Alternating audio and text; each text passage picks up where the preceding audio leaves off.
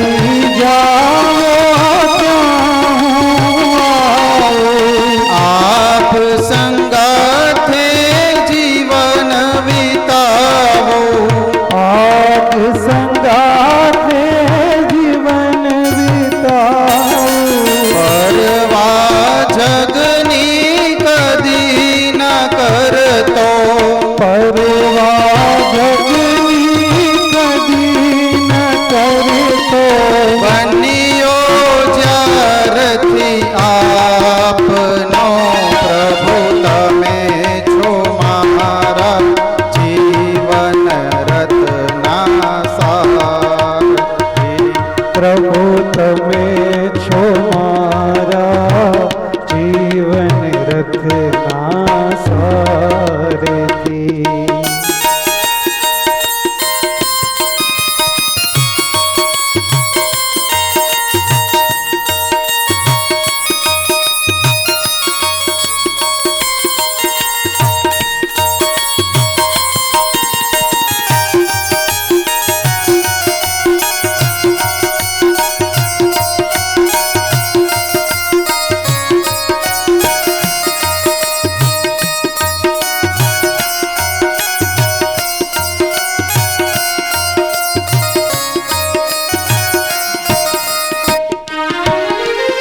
જ્ઞાન ભક્તિ બે પૈડા રથના.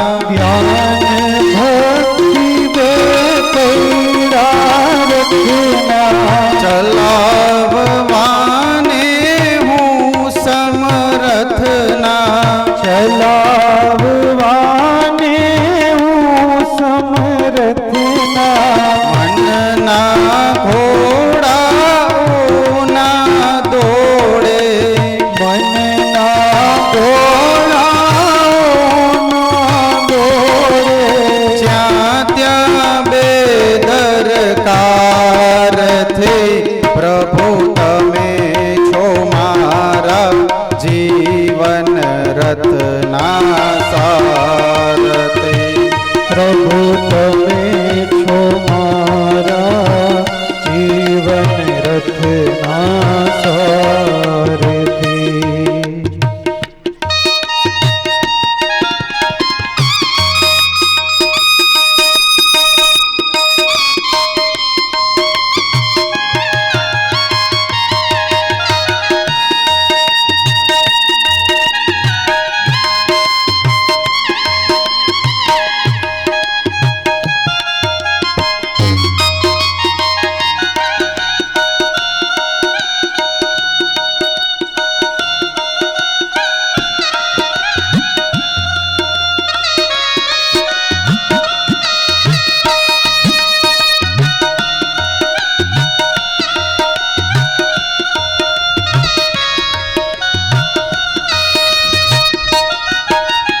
કર્મ કરું કદી ફળ ન માંગું.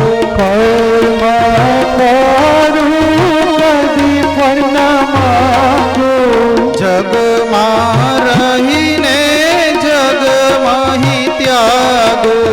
જગમાં રહીને જગમંથી ત્યાગું. કણ કણમાં કરું દર્શન